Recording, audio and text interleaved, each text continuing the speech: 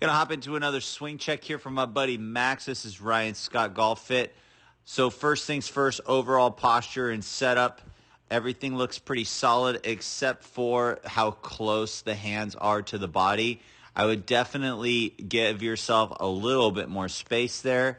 That way you have the ability to not feel like you need to pull across your body, which you're going to see here in just a second. So as we start to take the club away, you've got a little bit of an outside takeaway. Actually, the club goes right through the hand position there, which is great. That's what the tour pros are doing.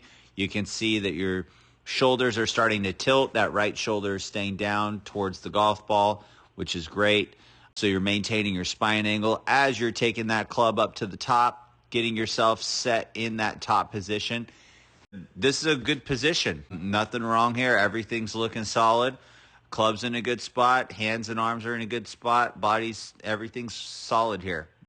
Now, as we start your downswing and your transition, this is where you're going to start to see some issues start to pop up in the sense of, so your shaft angle is very steep.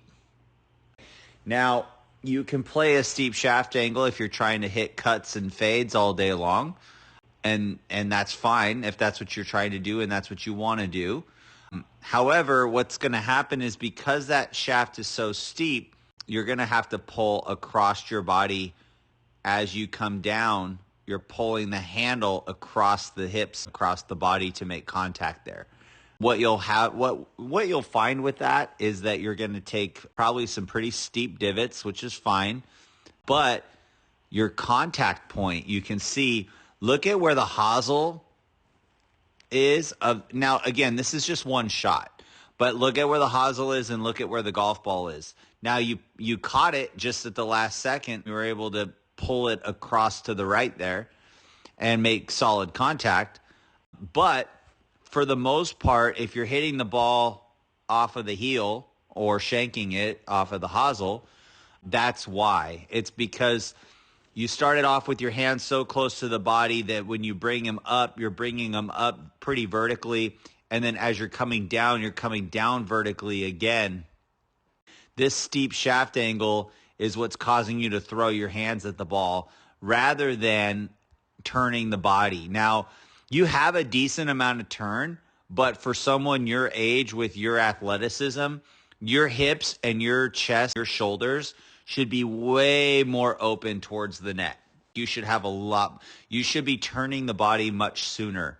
Instead, you've got your hands and arms doing all the work. Your body, because of your athleticism, is opening up, but you can tell that you're not really trying to open the body up. And if you get the shaft of the golf club in the downswing, if you get that to be a little bit more shallow, so instead of the position that it's at, having it more here, then what that's going to do is that's going to help the club stay behind you longer. That's going to give your body more timing and more space to be able to open up and rotate towards the net or towards your intended target sooner. And it's going to be more of a baseball feel, which you should be pretty comfortable for someone who plays a lot of baseball. Definitely want to shallow that club out more, feel like you're dropping it into your back left pocket. And then that way you can start to really keep the club behind you longer, get more body rotation. So I hope that helps. As always, aim small, swing smooth. Peace.